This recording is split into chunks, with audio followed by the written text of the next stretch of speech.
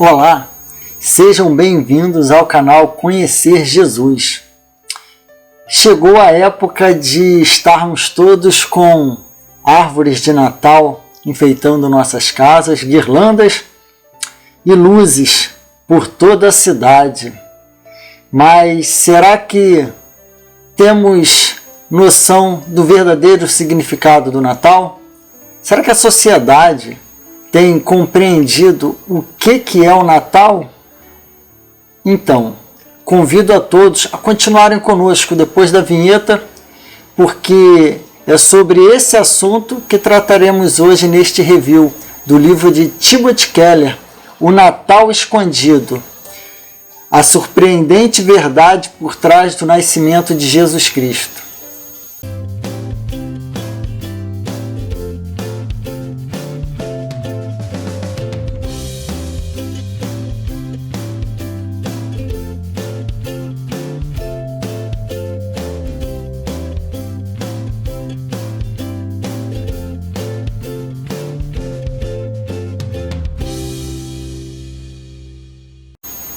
Então é Natal, a festa cristã. É nesse trecho da canção da Simone que a gente às vezes percebe do que se trata o Natal. E a sociedade em si, muitas das vezes, não se atém ao principal e se preocupa apenas no acessório. Mas será que nós também temos cometido este mesmo erro? E nos preocupados mais com os adereços do que com a essência do Natal?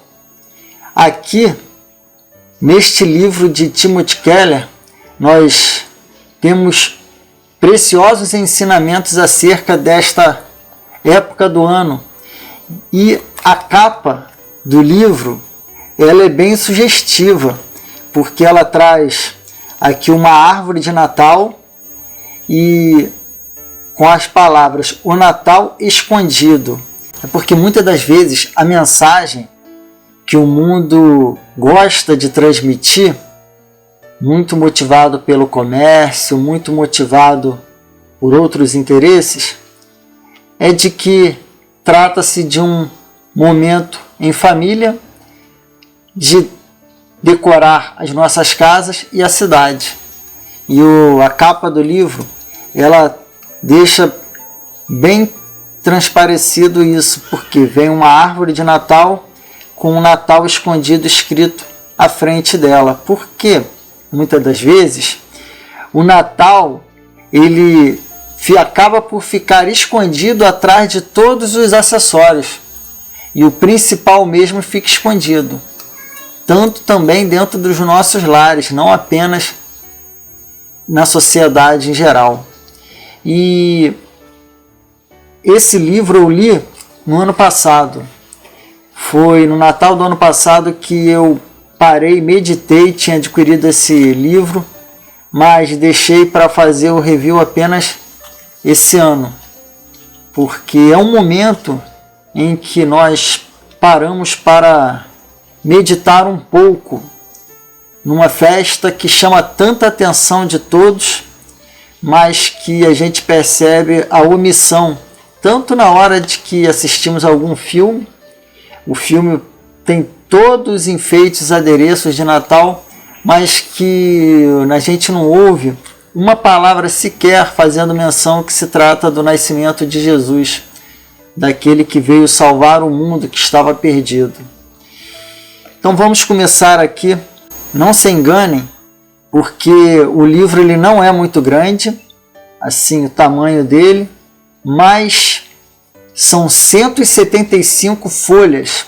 São folhas brancas, mas que a fonte é agradável para a leitura. As letras são também bem agradáveis e principal é o conteúdo. Timothy Keller, ele nasceu na Pensilvânia, com formação acadêmica na Bucknell University. Ele é fundador da Igreja Presbiteriana do Redentor em Nova York. E já esteve na lista dos best-sellers do New York Times. Escreveu vários livros, entre eles A Fé na Era do Ceticismo, A Cruz do Rei, Como Integrar Fé e Trabalho, Ego Transformado, Encontros com Jesus, Igreja Centrada, O Significado do Casamento, dentre outras obras que valem a pena as suas aquisições. Aqui na orelha da capa nós temos a seguinte palavra do autor: o Natal, portanto, é o modo menos sentimental e mais realista de se ver a vida. Ele não diz alegrem-se, unindo nossas forças, podemos fazer do mundo um lugar melhor. A Bíblia jamais aconselha a indiferença para com as forças das trevas, só a resistência, mas ela também não apoia nenhuma ilusão de que possamos derrotá-las por nós mesmos. O cristianismo não concorda com os pensadores otimistas que dizem: podemos dar um jeito em tudo isso se formos persistentes o bastante. Tampouco concorda com os pessimistas, que só enxergam um futuro distópico. Em vez disso, a mensagem do cristianismo é esta: as coisas vão mesmo muito mal, e não temos como curar ou salvar a nós mesmos. As coisas vão mesmo muito mal. Contudo, há esperança. A mensagem do Natal é que resplandeceu a luz sobre os que habitavam na terra, da sombra da morte. Note que a Bíblia não diz que uma luz brotou do mundo, mas que uma luz raiou sobre o mundo. Ela veio de fora, a luz fora deste mundo, e Jesus a trouxe para nos salvar. Extraído do primeiro capítulo do livro. Aqui vamos dar uma olhadinha aqui no sumário. Uma luz raiou, capítulo 1. No 2, as mães de Jesus. No 3, os pais de Jesus. 4, onde está o rei? 5, a fé de Maria. 6, a fé dos pastores. 7, uma espada na alma. E o 8, a doutrina do Natal.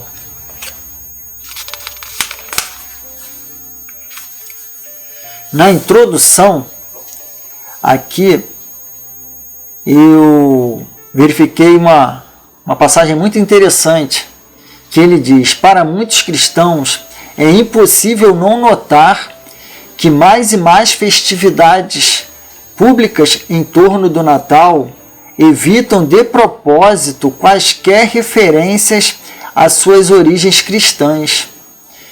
A música de fundo nas lojas está mudando de vinde, cantai, Jesus nasceu, para então é Natal. O feriado é promovido como tempo para a família, para dar presentes e para ter paz no mundo. O Natal é um feriado secular maravilhoso, escreveu um entusiasta no popular site Gawker. Então aqui ele já nos trouxe palavras que são a realidade que nós temos verificado. A mensagem principal do Natal, ela é obscurecida por meio de presentes, de festas e adereços, né? Não que nós não possamos enfeitar nossas casas, colocar, como tem aqui atrás, uma árvore de Natal, luzes, mas a principal mensagem do Natal nós temos que transmiti-las por meio de palavras, por meio de ações e por meio de testemunhos, mas principalmente nesse momento são palavras.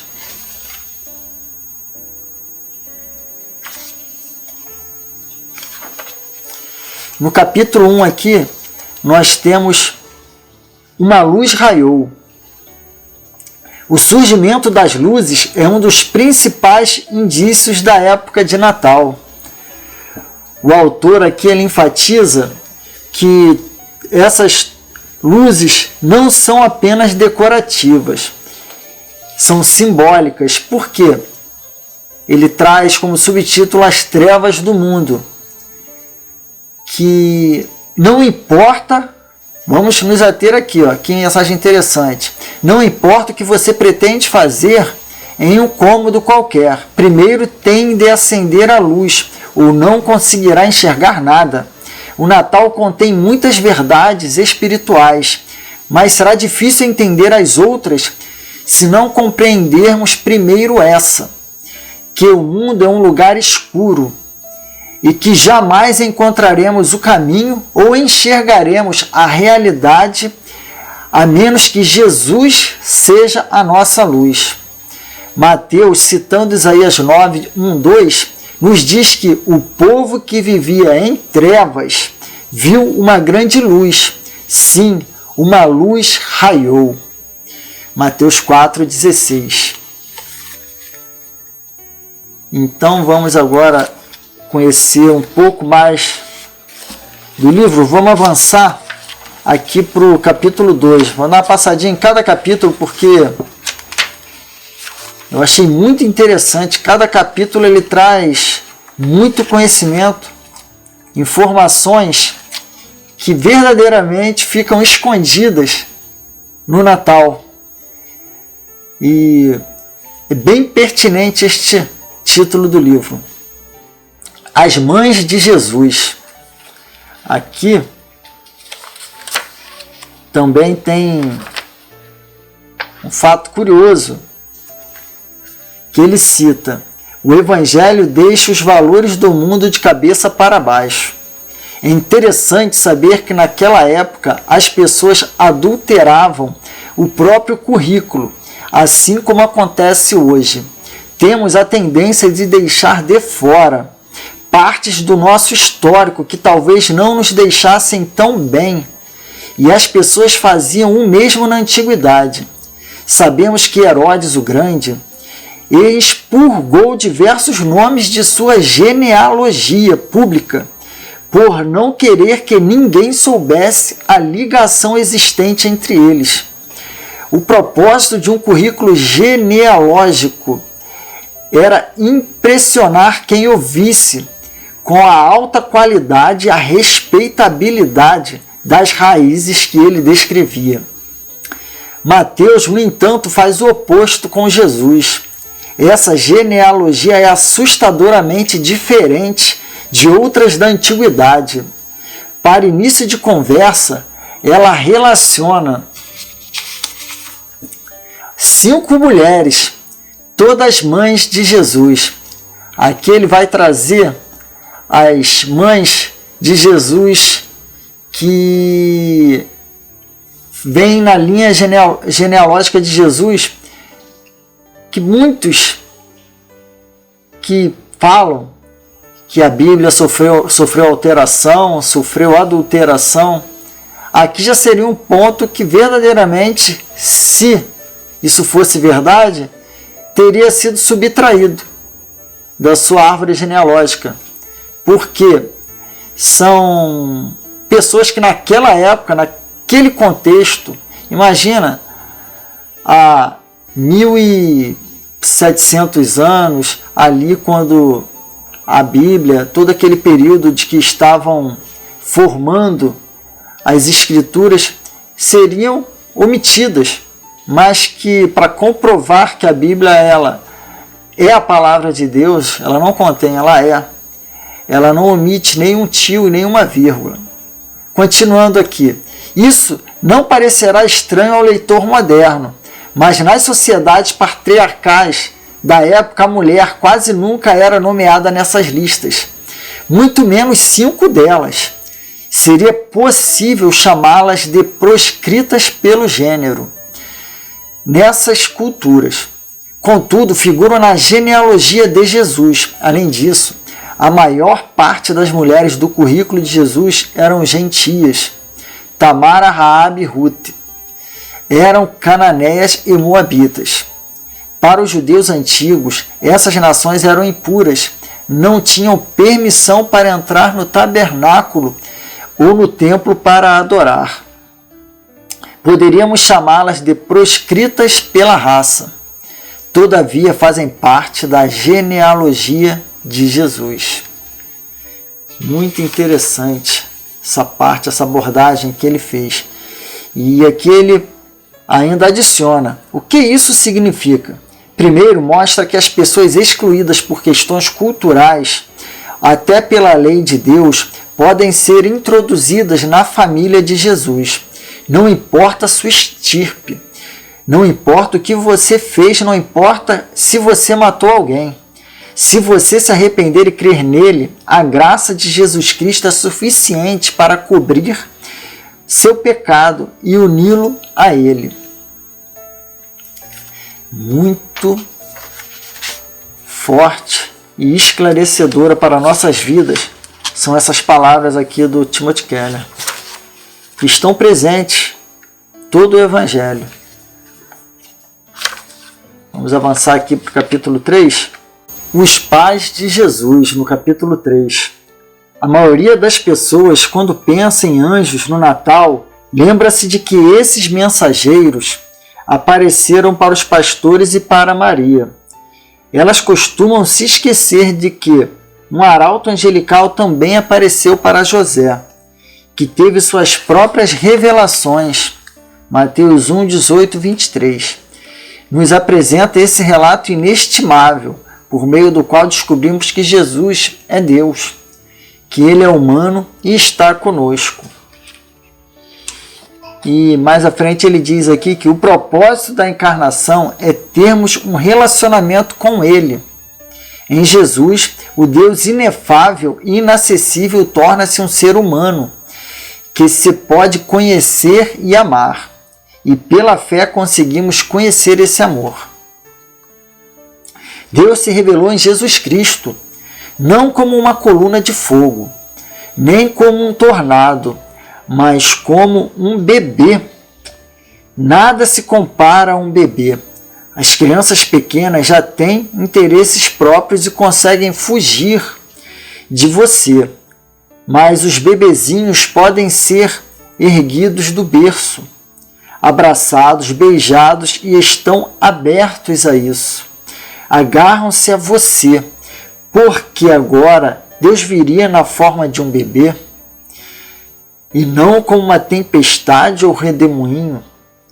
Porque dessa vez ele não veio trazer juízo, mas recebê-lo, de modo a pagar o preço por nossos pecados, a remover a barreira entre ele e a humanidade, a fim de podermos estar juntos. Jesus é Deus conosco. Vamos aqui mais à frente. Chegar no capítulo 4. Onde está o rei? Nesse capítulo aqui, temos de mais interessante que no auge da vida, ele subiu não a um trono, mas a uma cruz. Veio como nosso substituto para levar o mal sobre si, o sofrimento e a morte, as consequências de termos dado as costas para Deus. Fez isso para que, se crermos, possamos ser reconciliados com Ele, de modo que, quando vier como Rei na segunda vez, possa pôr fim a todo mal, sem acabar conosco. Ou seja, sua fraqueza era, na verdade, sua força. Aqui ele faz esse paralelo de que Jesus, no auge da vida, ele não subiu a um trono, mas a uma cruz. E que verdadeiramente, pôde nos trazer novamente para junto de Deus, né? Pagando o escrito de dívida que existia desde Adão. No capítulo 5, nós temos a fé de Maria.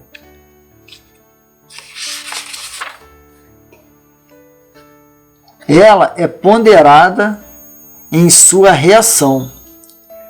Um anjo aparece para transmitir a Maria uma mensagem de Deus. Sempre ouço pessoas dizerem: sou cético e faço perguntas. As pessoas religiosas não. Elas acreditam e pronto. Todavia, neste trecho, ninguém pode acusar Maria de nada parecido com fé cega. Ela não diz: que maravilha, um anjo falando comigo. Não, o texto narra. Mas ao ouvir essas palavras, ela ficou muito perturbada e começou a pensar que saudação seria essa. Lucas 1, 29. Maria nos mostra que reagir com fé é uma experiência que envolve a pessoa como um todo, o que inclui o intelecto. Se você participa do grupo de jovens de uma igreja e tem perguntas sobre a Bíblia, o líder dos jovens pode enfurecer-se. Você não deveria duvidar, precisa ter fé. O que encontramos na Bíblia não é nem uma visão nem outra. Existe um tipo de dúvida que é considerado sinal de mente aberta. Algumas dúvidas buscam respostas, ao passo que outras são uma defesa contra a possibilidade de respostas. Há pessoas como Maria, abertas à verdade e dispostas a renunciar à soberania sobre a própria vida, se alguém puder lhes mostrar que a verdade é diferente daquela que imaginavam. Aqui Maria, que era uma adolescente ainda nessa época, quando ela se deparou com um anjo, ela realizou perguntas. Ela não aceitou de pronto aquilo que estava vindo para ela e depois ficaria confusa. Ela já aproveitou o momento e perguntava ao anjo, esclarecendo aquilo que estava acontecendo naquele momento. Então, aqui nós temos muito a aprender com o comportamento da fé de Maria.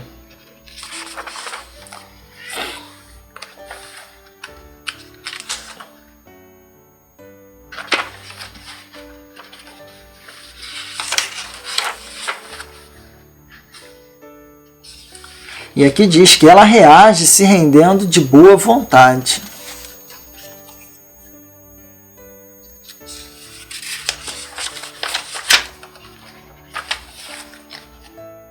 Ensina aqui como seguir os passos de Maria.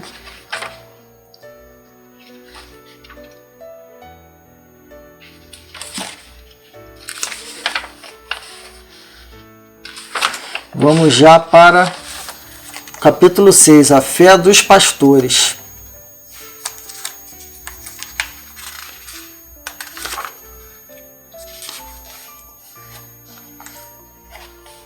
Os pastores ouviram falar de Jesus por meio dos anjos e partiram para vê-lo com os próprios olhos. Aqui, o Timothy Keller vai relatar para a gente uma situação de que os pastores eles ouviram dos próprios anjos a mensagem de que havia nascido um Messias prometido. E depois, quando os mesmos pastores vão anunciar para as outras pessoas, elas não receberam e expressaram a mesma fé que os pastores expressaram ao ouvir diretamente dos anjos. Aqui está. O resultado foi que as pessoas que ouviram os pastores ficaram admiradas, todavia não está escrito que foram levadas a crer.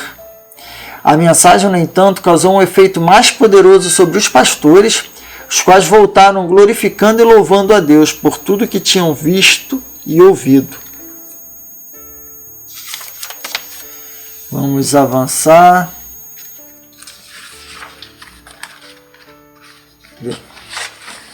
Agora no capítulo 7, nós temos uma espada na alma. Traz o versículo de Lucas 2, de 33 a 35, que narra a passagem ali de que Simeão estava na porta do templo. Vamos ler aqui. E o pai e a mãe do menino se admiravam das coisas ditas sobre ele. E Simeão os abençoou e disse a Maria, mãe do menino: este menino está posto para a queda e para a elevação de muitos em Israel, e como um sinal de contradição. Assim, os pensamentos de muitos corações serão conhecidos. Quanto a ti, uma espada atravessará a tua alma. E diz aqui, a manjedoura do Natal significa que, se viver como Jesus, não haverá lugar para você em muitas estalagens. É muito forte essa palavra aqui, porque ela traz que se nós vivermos como cristãos, que o nome já diz, cristãos imitadores de Cristo, refletimos Cristo com a nossa vida, não haverá lugar para você em muitas estalagens. Muitas portas podem se fechar, muitas situações acontecerão,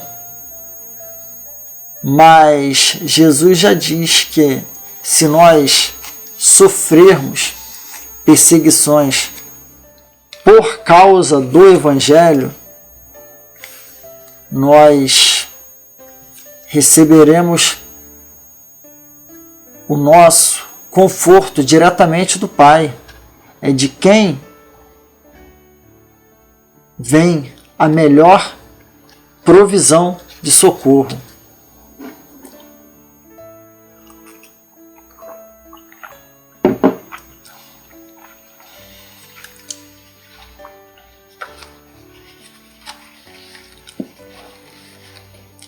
Vamos para o capítulo 8, a doutrina do Natal.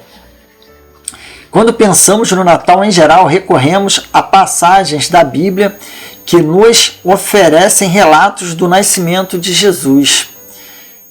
Queremos ouvir falar em anjos, em Maria e José, nos pastores e nos magos. O texto anterior do início da primeira epístola de João não nos parece de imediato um texto de Natal, por não descrever o nascimento de Jesus. Contudo, embora João não relate esses eventos, ele nos dá uma explicação maravilhosamente concisa do que significa a natividade. Natal significa que a salvação é pela graça. Ao longo dos anos, muita gente tem me dito: não sei no que creio acerca de Jesus, não sei se creio na encarnação ou nesses dogmas todos, mas a verdade é que a doutrina não importa. O que importa é que se tenha uma vida correta. Contudo, quando você diz doutrina não importa, o que importa é que se tenha uma vida correta, isso é uma doutrina. Ela é chamada de doutrina da salvação pelas obras, em vez de pela graça. Presume que você não é tão ruim a ponto de necessitar de um Salvador, de que não é tão fraco que não consiga reunir forças e viver como deveria. Na verdade, você está abraçando todo um conjunto de doutrinas acerca da natureza de Deus, da humanidade e do pecado. E a mensagem do Natal é que estão todas erradas. Aí aqui ele conclui que você pode acreditar na verdade do Natal, de que é salvo somente pela graça, por meio da fé apenas em Cristo. Então obterá uma identidade humilde, porque destituída de orgulho, mas confiante e amada, porque livre de insegurança, e que lhe oferece perdão e restauração quando você falhar. Aqui é aquele ponto importante de que a salvação é pela graça, não é pelas obras. para que ninguém se glorie. Não é pelas obras, mas, quando salvo, é para prática também de boas obras. Mas não é pelas obras que somos salvos. Já estamos na finalização aqui. Vamos ter aqui, o final do livro traz uma linda reflexão. A afirmação constante em 1 João 1,1 de que nossas mãos apalparam nunca cessa de maravilhar. Como pôde o infinito tornar-se finito, o extraordinário algo assim corriqueiro? No entanto, esse é o cerne da mensagem do Natal. Inimaginável grandeza foi acondicionada em uma manjedoura. Nosso Deus, reduzido a um palmo, incompreensivelmente feito homem. O mundo não o pôde compreender, pois quer espetáculo. Assim, a maior ironia reside no fato de o Natal ser o único feriado cristão que o mundo parece abraçar, ainda que sua mensagem seja mais incompreensível para esse mundo. Jesus nasceu não em uma arena pública, mas em um estábulo. Não foi morar em um palácio, mas de imediato se tornou um refugiado sem teto. Não são celebridades que visitam-no em seu nascimento, e sim pastores. O mundo não consegue entender Deus na pessoa de Jesus. Então, acho que já deu para a gente ter uma pequena noção do que o autor do livro ele tenta nos transmitir como o Natal escondido, a surpreendente verdade por trás do nascimento de Cristo. Isso aqui foram apenas pequenos excertos desse livro aqui que vale a pena uma leitura, principalmente nesse momento de Natal, em que essa mensagem está tão diluída ao meio da festa, ao meio de tantas outras situações que tomaram o lugar do que é a verdadeira mensagem do Natal, que acaba sendo escondida e ofuscada pela mídia e pela sociedade. Aqui na contracapa temos uma última palavra para conhecer um pouco melhor essa obra. Um presente perfeito para o Natal. Mesmo quem não é cristão acredita estar bem familiarizado com a história do Natal. As versões natalinas do bebê Jesus deitado em uma manjedoura ornamentam prédios, lojas, shoppings, fachadas e jardins em torno de igrejas. E melodias sobre pastores e anjos se fazem soar por toda parte. Mas, mesmo com a abundância dessas referências cristãs na cultura popular, quantos de nós pararam para, de fato, examinar com atenção as partes mais difíceis dessa história bíblica? Em O Natal Escondido, Keller conduz o leitor por uma viagem iluminadora rumo ao surpreendente cenário da Natividade. Ao compreender a mensagem de esperança e de salvação encravada no relato bíblico do nascimento de Jesus, o leitor vai experimentar o poder redentor da graça de Deus de maneira mais profunda e significativa. Então, fica aqui mais uma indicação de um livro que vale a pena ser estudado, meditado, porque nos traz uma mensagem muito importante, nos traz uma mensagem de esperança, de que o Salvador veio, o Salvador nasceu e habitou entre nós. Ele, sim, um bebê, Deus, veio, se humilhou, se dispôs a viver entre nós para pagar o preço que precisava ser pago para nos reconciliar com Deus. Então, muita palavra edificante para nossas vidas. Aqueles que lerem este livro aqui serão com certeza abençoados.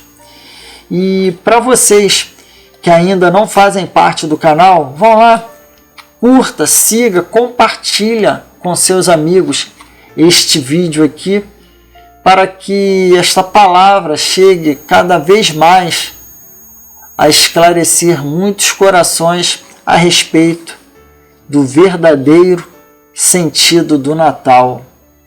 Então,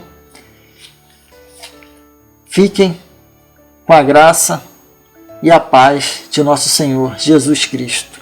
Até o próximo vídeo.